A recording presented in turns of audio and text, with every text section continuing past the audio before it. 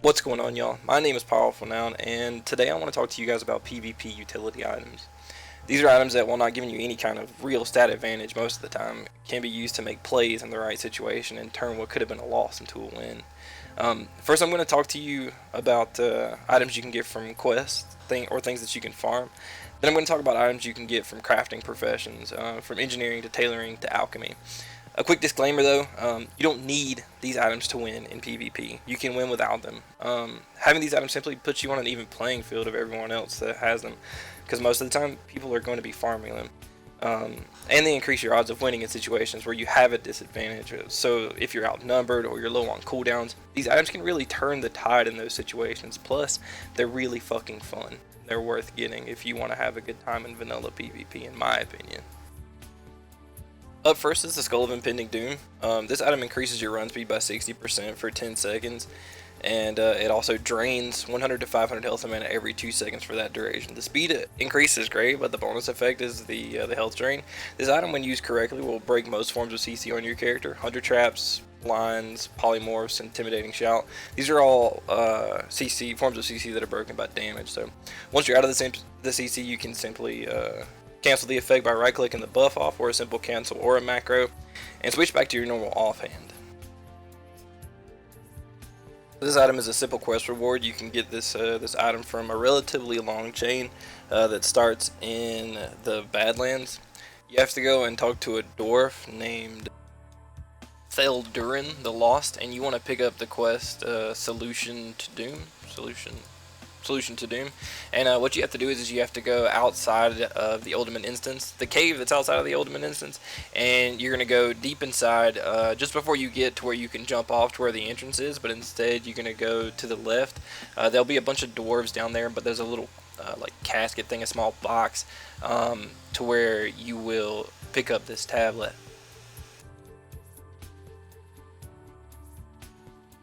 Once you've gotten the tablet, you're going to need to go back to Theldurin the Lost, and he's going to give you a quest to go to either Ironforge or Undercity, depending on your faction.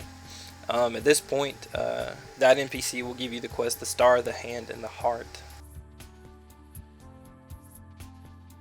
For this quest, you'll have to kill 3 different mobs in 3 different zones. If you started in Undercity like I did, you'll probably want to go straight to Hillsbrad and run up to the Alterac Mountains to kill the first one. So this guy's a big ass ogre, and you'll normally find him right outside of the keep, the large keep in the ruins of Alterac. This guy will drop the star, so he does patrol along the path here, but he should be somewhere right around the keep, like I said. If you're having trouble finding him, just type /tar grill, and you should be able to target him. The next one, the easiest way to get there is to go to Grom Goal, and then you'll head straight east. It's M-O-G-H, the Undying.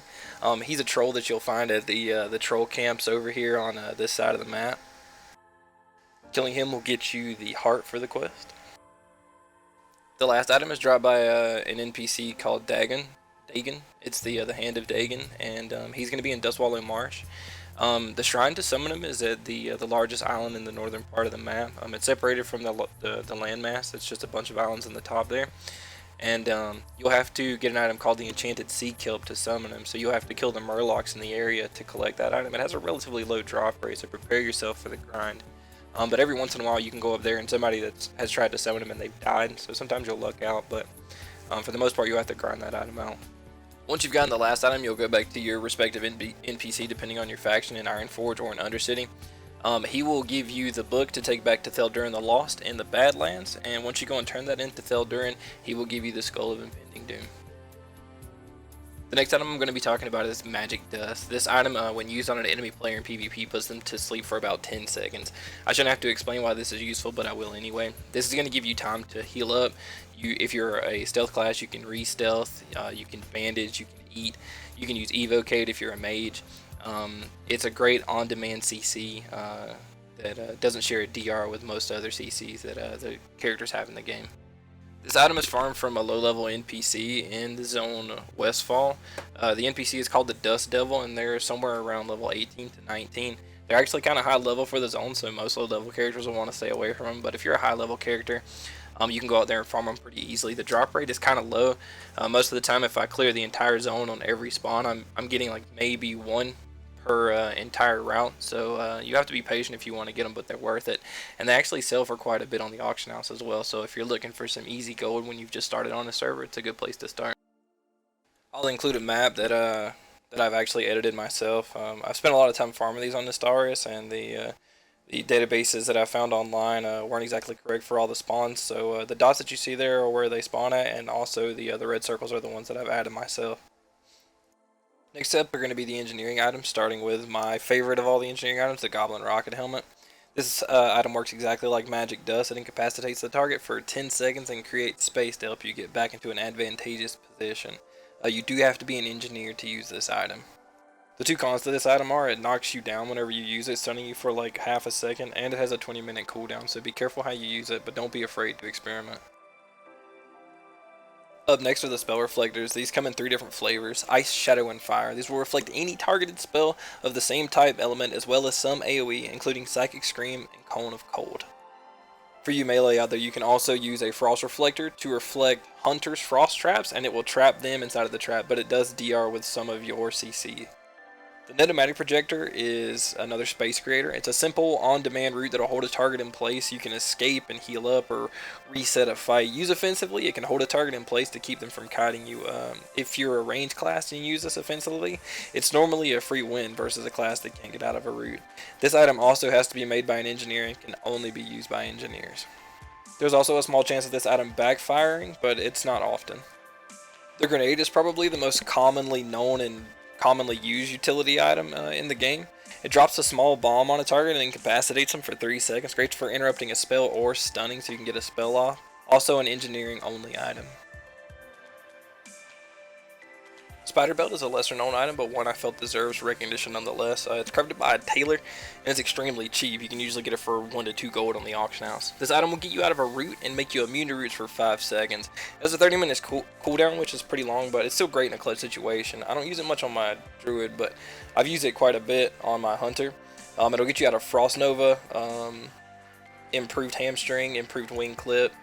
It'll get you out of druid roots. Definitely an item worth checking out, especially for classes who are really susceptible to being kited, like rogues and warriors. The last item I'm going to talk about in this video is going to be the limited Invulnerability Potion. This is an item crafted by an alchemist for 2 blind weed, 1 ghost mushroom, and a vial that makes you totally immune to physical damage for 6 seconds. The damage immunity itself is great, but what makes this item extremely useful is the fact that you can't be interrupted by physical based interrupts like kick or pummel during this effect. Spell based interrupts like or shock or counterspell will still interrupt you, but if you have a couple of rogues on you and you need to get a heal or a CC off, this item is a lifesaver.